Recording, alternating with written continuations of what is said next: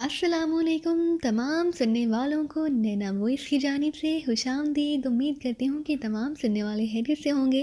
पेशे खिदमत है डोगो फाइटर्स। इसलिए मिस्टर शेफर्ड कि मैंने तुम्हें देखकर फैसला कर लिया है कि तुम्हारी जगह ये पीटर लेगा। इसका कदोकामत और जिस्म बिल्कुल तुमसे मिलता है, जूलिया ने मुंह बनाते हुए कहा, लेकिन लहजा और अंदाज पैट्रिशिया वाला ही था। क्या क्या कह रही हो तुम पैट्रिशिया? शेफर्ड हैरत की ज्यादती से बुरी तरह चौंक पड़ा, लेकिन उससे पहले कि उसका हैरत से खुला हुआ मुंह बंद होता, जूलिया का हाथ जेब से बाहर आया और उसके साथ ही गोलियों की तड़तड़ाहट और शेफर्ड की चीखों से कमरा गूंज उठा। मशीन पिस्टल से निकलने वाली गोलियों ने एक लम्हे में शेफर्ड के सीने में बेशुमार सुराख कर दिए और वो लहराता हुआ दोबारा सोफे पर गिरा और फिर सोफे पर गिरकर घूमता हुआ ऊंधे मुंह फर्श पर जा गिरा। उसका जिस्म साकत हो चुका था। ये गोरिल्ला फाइटिंग का माहिर था, इसलिए मैंने फौरी एक्शन लिया है। अगर उसे ज़रा सा भी शक पड़ जाता तो शायद हमारे लिए मसला खड़ा कर देता। जूलिया ने सफ्तर से मुखातिब होकर कहा, तुमने अच्छा फैसला किया है, मैं भी ऐसी ही कारकर्दगी चाहता हूँ, तनवीर ने मुसरत भरे अंदाज में कहा और सफ्तर भी मुस्कुराकर सर हिला दिया। वाकई ये अच्छा फैसला है, सफदर ने कहा और तेज़ी से एक साइड पर रखी हुई मेज़ की तरफ दौड़ पड़ा। चंद लम्हों बाद उसने मेज़ की निचली दराज से एक मेकअप बॉक्स किट निकाल ली। तनवीर, यहाँ दराज में बहुत सी फाइलें मौजूद हैं, इनमें देखो, यहाँ का कोई तफसीली नक्शा भी मौजूद होगा जिसमें असलहे का स्टोर दिखाया गया होगा। हम उस स्टोर के अंदर टाइम बम लगाकर बाहर निकल जाएंगे, इस तरह ये अड्डा आसानी से तबाह हो जाएगा। सफदर ने मेकअप बॉक्स उठाकर एक तरफ बने हुए बाथरूम की तरफ बढ़ते हुए कहा और तनवीर सर हिलाता हुआ मेज़ की तरफ बढ़ गया, जबकि जूलिया ने फर्श पर पड़े हुए शेफर्ड की टांग पकड़कर उसे एक तरफ घसीटा और फिर उसकी जेबों की तलाशी यानी शुरू कर दी। चंद लम्हों बाद वो उसकी जेबों से एक छोटा सा लेकिन जदीद साख का ट्रांसमीटर, एक मशीन पिस्टल और चाबियों से भरा हुआ एक रिंग बरामद कर चुकी थी। उसने उन चीज़ों को मेज़ पर रखा और फिर उसकी दोबारा अच्छी तरह तलाशी लेनी शुरू कर दी। चंद लम्हों बाद जूलिया ने उसकी यूनिफॉर्म के अंदर बनी हुई एक पतली सी खुफिया जेब में से एक छोटी सी डायरी निकाल ली और फिर उसे खोलकर देखने लगी। दूसरे लम्हे उसकी आंखें चमक उठी। डायरी के अंदर बहुत से नाम, पते और उनके फ़ोन नंबर दर्ज थे। सबसे ऊपर डीएफ चीफ्स के अल्फाज लिखे हुए थे। जूलिया समझ गई कि डायरी में ऐसे ही अड्डों के चीफ्स के नाम दर्ज हैं। चूंकि उनके पते और फ़ोन नंबर भी दर्ज थे, इसलिए उन्हें आसानी से ट्रेस किया जा सकता था। जूलिया, ये देखो, ये है उस अड्डे का नक्शा, उसी लम्हे तनवीर ने कहा और जूलिया ने डायरी बंद करके उसे जेब में डाल लिया। तनवीर के हाथ में एक नक्शा था, उसने मेज़ पर रख कर वो नक्शा खोल दिया। ये वाकई उस अड्डे का नक्शा था और फिर चंद ही लम्हों में उन्होंने दाएं हाथ पर आखिरी बैरक में मौजूद असलहे खाने को चेक कर लिया। उसी लम्हे सफदर बाथरूम से बाहर निकला तो वो मुकम्मल तौर पर शेफर्ड के मेकअप में था और उसने बाथरूम की अलमारी में मौजूद उसकी नई यूनिफॉर्म भी पहन ली थी। ये देखो, ये है असलहा खाना, तनवीर ने कहा और सफदर सर हिलाता हुआ नक्शे पर झुक गया।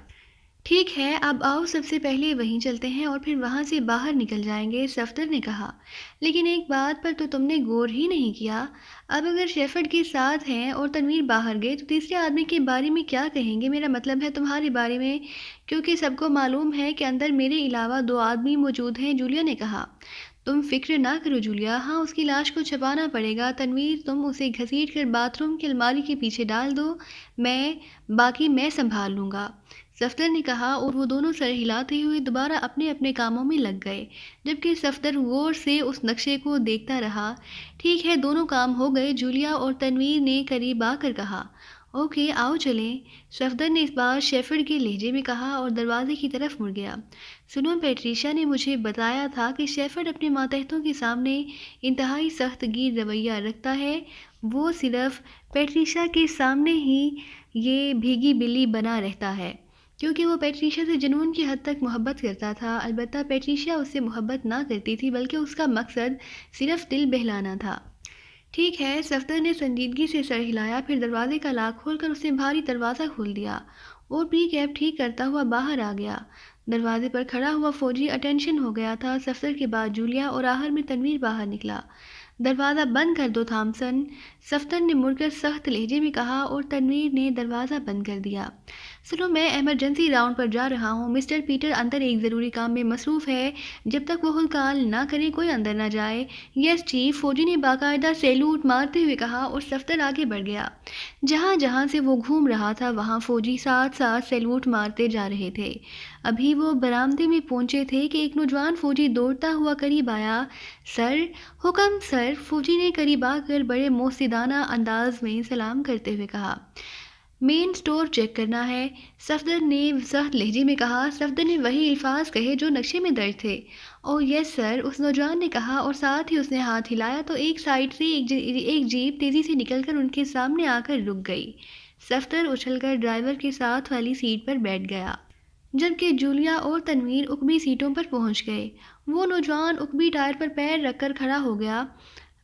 ویپن سٹور، پیچھے سے اس نوجوان نے چیخ کر ڈرائیور سے کہا تو ڈرائیور نے سر ہلا کر جیپ آگے بڑھا دی۔ میدان میں بے شمار فوجی ابھی تک ٹریننگ میں مصروف تھے۔ یہ ساری ٹریننگ ڈوگو فائٹرز کے سلسلے میں دی جا رہی تھی تاکہ ان کی مدد سے ساؤتھ افریقہ اور نیمبیا میں سیاہ فاموں پر ایسی موت واردات کی جائے کہ اس کے بعد نیمبیا کے سیاہ فام جو اکثریت میں تھے نہ صرف اقلیت میں تبدیل ہو جائیں بلکہ آئندہ کبھی سفید فاموں سے آزادی حاصل کرنے کا تصور تک نہ کریں۔ ڈوگو فائٹرز کا مقصد ایک لحاظ سے نیمبیا کے لاکھوں بے گناہ اور معصوم شہریوں کا قتل عام تھا۔ ایسا قتل عام کہ شاید چنگیز خان اور ہلاکو خان کی روحیں بھی شرمندہ ہو جاتیں۔ جیپ دوڑتے ہوئی میدان کے کنارے سے آگے بڑھتی گئی اور پھر ایک بیری کے سامنے جا کر رک گئی۔ وہ نوجوان تیزی سے نیچے اترا اور ایک سائیڈ پر کھڑا ہو گیا۔ تم یہیں رکو گے؟ صفدر نے نیچے اتر کر اس نوجوان سے کہا اور نوجوان نے سیلوٹ مار کر اسبات میں جواب دیا۔ صفدر جیپ سے اتر کر بڑے فاتحانہ انداز میں آگے بڑھا۔ جولیا اور تنویر اس کے پیچھے چل رہے تھے۔ بیرک میں موجود فوجی انہیں سیلوٹ مار رہے تھے۔ اسی لمحے ایک کمرے سے ایک نوجوان فوجی باہر آیا۔ یس سر، آنے والے نے سیلوٹ کرتے ہوئے کہا۔ ویپن سٹور کو چیک کرنا ہے، ایمرجنسی چیکنگ، صفدر نے انتہائی سخت لہجے میں کہا۔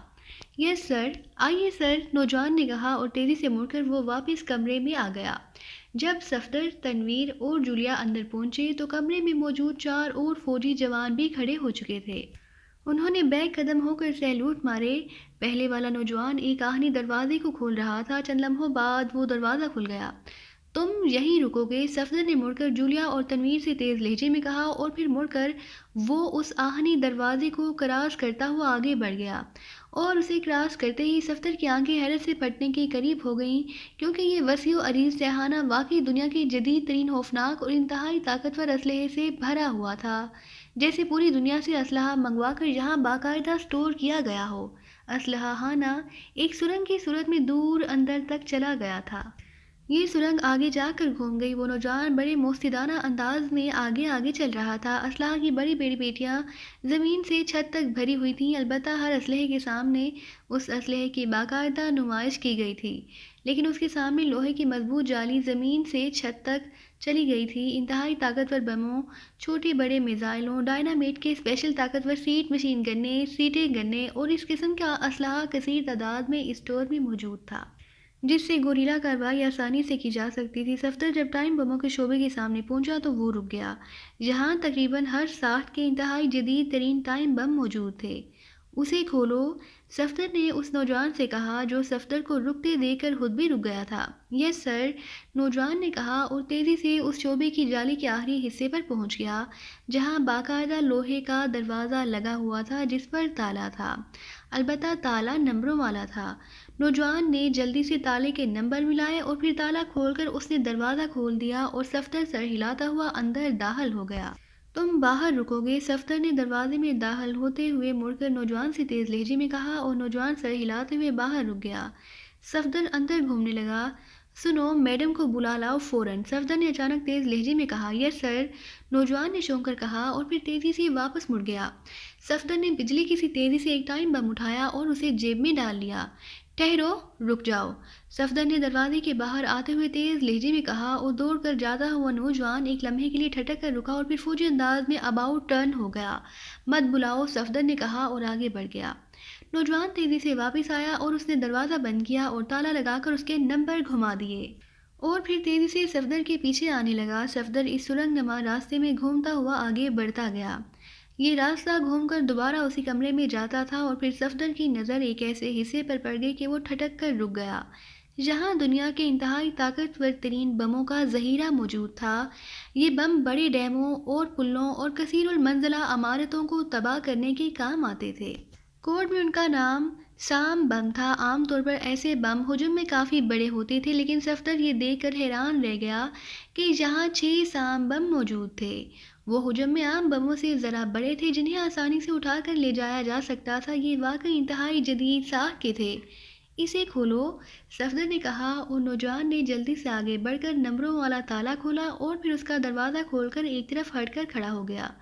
تم باہر رکو گے، صفدر نے کہا اور نوجوان نے سر ہلا دیا۔ صفدر اندر داخل ہوا اور اس طرح ٹہلنے لگا جیسے وہ یہاں کا باغور جائزہ لے رہا ہو۔ جہاں ان بموں کی پیٹیاں دیوار کے ساتھ نہ لگائی گئی تھیں بلکہ کمرے کے درمیان میں رکھی گئی تھیں، دوسری طرف ہلا تھا۔ ویسے تمام بموں کے فیوز آف کیے ہوئے تھے، لیکن شاید اس کے باوجود انہیں اس لیے دیوار سے ہٹا کر رکھا گیا تھا کہ ہوا کی آمد و رفت ہر طرف سے جاری رہے، یا کسی امکانی خطرے سے بچنے کے لیے کیا گیا ہوگا۔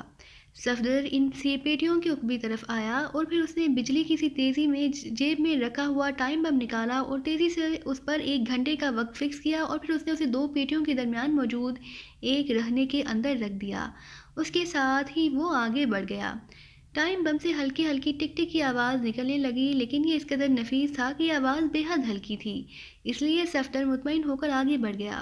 چند لمحوں بعد وہ باہر آ گیا۔ بند کر دو، سب اوکے ہے، صفدر نے کہا اور نوجوان کے سوتے ہوئے چہرے پر اطمینان کے آثار نمودار ہو گئے۔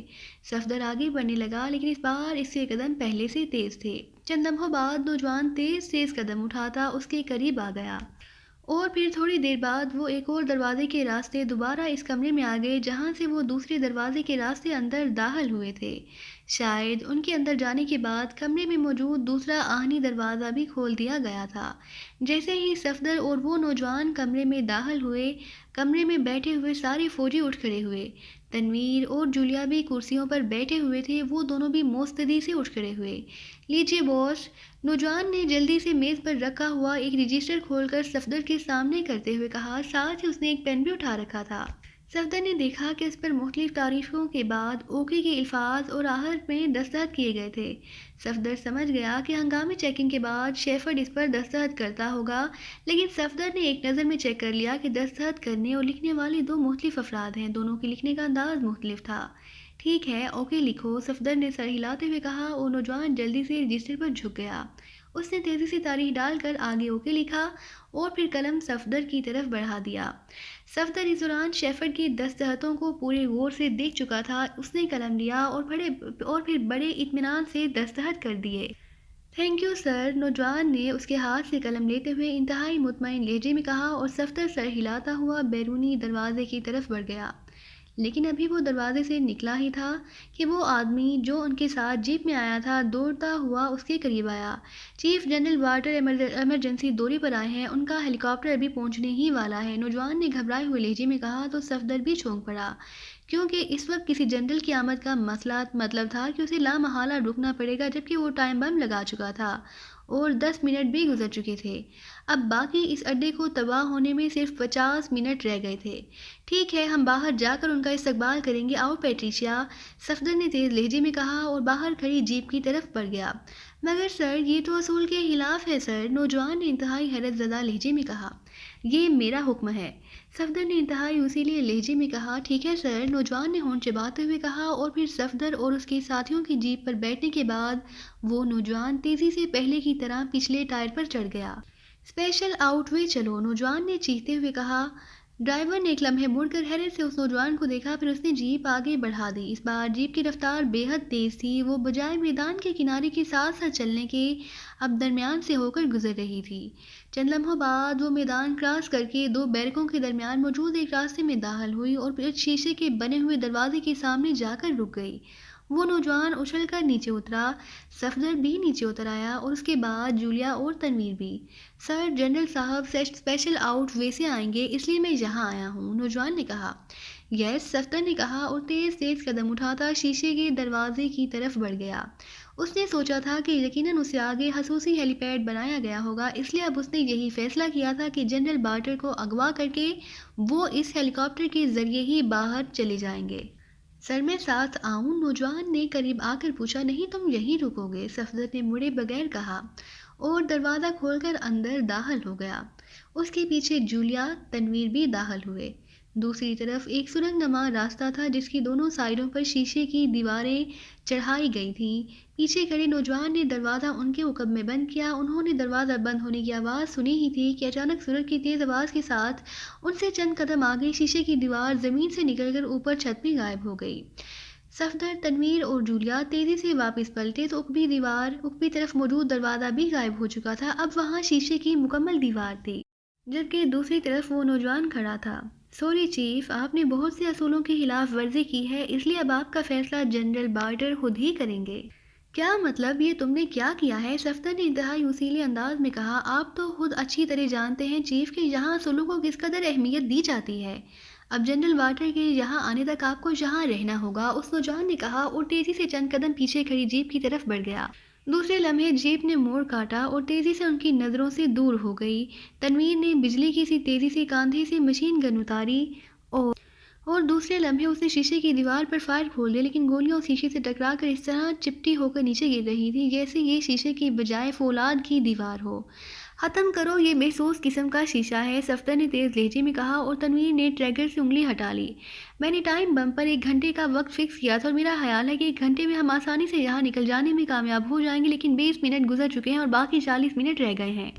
اور 40 منٹ بعد جہاں موجود انتہائی کثیر مقدار اور انتہائی طاقتور اسلحہ پھٹ جائے گا، اس کے بعد تو شاید اس پورے صحرا کا ایک ذرہ آسمان پر اڑ جائے۔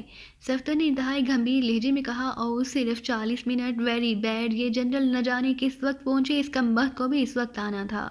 جولیا نے انتہائی بوکھلائے ہوئے لہجے میں کہا۔ یہ تو بہت مسئلہ بن گیا صفدر، ہمیں ہر صورت میں یہاں سے نکلنا ہوگا، تنویر نے تیز لہجے میں کہا اور پھر وہ دوڑتا ہوا عقبی دیوار کی طرف گیا اور اس نے دیوار کی جڑ میں ہاتھ پھیر کر کوئی تار تلاش کرنی شروع کر دی۔ اس کا خیال تھا کہ اس میکینزم کو کنٹرول کرنے والی کوئی نہ کوئی تار یہاں ضرور چھپی ہوئی ہوگی۔ صفدر اور جولیا بھی اس کے ساتھ شامل ہو گئے، کیونکہ بہرحال کچھ نہ ہونے سے تنویر کے اس آئیڈیا میں کچھ ہونے کا اسکوپ موجود تھا، لیکن باوجود انتہائی کوشش کے وہاں کوئی ایسی تار نظر نہ آئی۔ اب باقی 35 منٹ رہ گئے ہیں، صفدر نے گھڑی پر نظریں ڈالتے ہوئے کہا۔ یہاں سے سامنے میدان میں موجود افراد بھی نظر نہ آ رہے تھے، کیونکہ راستہ آگے جا کر ذرا سا ہم کھا جاتا تھا۔ وہاں سے صرف ایک بیری کا اوپر والا حصہ یا اس میدان کے اوپر موجود چھت ہی نظر آ رہی تھی۔ وہ اسلحے کا اسٹور تو میدان کی دوسری سمت میں ہے، یہاں تو اس کی طاقت بہرحال کم ہی ہو جائے گی، جولیا نے امید بھرے لہجے میں کہا۔ جس قدر طاقتور اسلحہ وہاں موجود ہے، یہاں تو کیا یہ پورا صحرا فضا میں اڑ کر غائب ہو جائے گا، صفدر نے ہونٹ بھینچتے ہوئے کہا اور جولیا کے چہرے پر پیدا ہونے والی امید کی ہلکی سی جھلک ایک بار پھر مایوسی کے اندھیرے میں ڈوب گئی۔ بس مجھے ذرا سا شک ہی پڑ جاتا تو میں اس کی راستے میں ہی گردن توڑ دیتا، صفدر نے کہا۔ وہ اس وقت اس ساری صورتحال کا اپنے آپ کو ہی مجرم سمجھ رہا تھا، لیکن اس کی اس سوچ کے باوجود وقت انتہائی تیز رفتاری سے گزرتا جا رہا تھا۔ ارے یہ نامراد جنرل ہی آ جائے، کم از کم یہ رکاوٹ تو ہٹے، تنویر نے دانت پیستے ہوئے کہا، لیکن ہر چیز جیسے اپنی جگہ ساکت تھی۔ صفدر کا تو بس اب اتنا ہی کام رہ گیا تھا کہ وہ صرف گھڑی دیکھتا رہے اور اب صرف 33 منٹ باقی رہ گئے تھے۔ اسی لمحے اچانک صفدر کو ایک خیال آیا اور وہ بری طرح چونک پڑا۔ کیا ہوا؟ تنویر اور جولیا نے صفدر کو اچانک اس طرح بری طرح چونکتے ہوئے دیکھ کر پوچھا، لیکن صفدر نے جواب دینے کی بجائے جلدی سے جیبوں میں ہاتھ ڈالے۔ اسے اچانک خیال آیا تھا کہ اسے شیفرڈ کے دفتر سے آتے ہوئے میز پر رکھا ہوا وہ سامان اٹھا کر جیبوں میں ڈال لیا تھا جو جولیا نے مردہ شیفرڈ کی یونیفارم سے نکال کر میز پر رکھا تھا، اور اس میں ایک چھوٹا سا مگر جدید ٹرانسمیٹر بھی تھا۔ دوسرے لمحے صفدر نے ٹرانسمیٹر پر جیب سے باہر نکالا۔ ٹرانسمیٹر فکس فریکوینسی کا تھا، صفدر نے جلدی سے اس کا بٹن دبا دیا۔ شیفرڈ کالنگ اوور، صفدر نے شیفرڈ کے لہجے میں کہا۔ او یس مارتھر، اٹینڈنگ چیف اوور، ایک اجنبی سی مگر مودبانہ آواز سنائی دی۔ مارتھر، تم اس وقت کہاں موجود ہو اور کیا کر رہے ہو؟ اوور، صفدر نے چیختے ہوئے انداز میں کہا، کیونکہ اب اس کا ذہن اس لیے معاف ہو رہا تھا کہ وہ اس مارتھر سے کیا بات کرے۔ اس نوجوان کا تو نام تک اسے معلوم نہ تھا جس نے اپنا یہاں پن کیا تھا۔ ویسے اسے جس طرح کام کیا تھا اس سے تو یہی ظاہر ہوتا تھا کہ وہ سیکنڈ چیف تھا۔ یس سر، میں آپریشن روم میں ہوں سر، اور وہ ٹرانسمیٹر اٹینڈ کر رہا ہوں سر، اوور۔ جنرل بارڈر آ گئے ہیں، اوور۔ ان کا ہیلی کاپٹر صحرا میں اتر چکا ہے سر، اور second chief Arthur main gate کے اندر ان کے استقبال کے لیے پہنچ گئے ہیں۔ مگر سر آپ کہاں ہیں؟ یہاں ہر آدمی یہی سوچ رہا ہے، لیکن سر اصول کی وجہ سے کوئی آرتھر سے پوچھ نہیں سکتا۔ اب آپ نے بات کی ہے تو میں نے پوچھ لیا ہے سر، اوور۔ مارتھا نے جھجکتے ہوئے لہجے میں کہا۔ مارتھر سنو، سیکنڈ چیف آرتھر غدار ہے، جنرل وارٹر اس وقت شدید خطرے میں ہے۔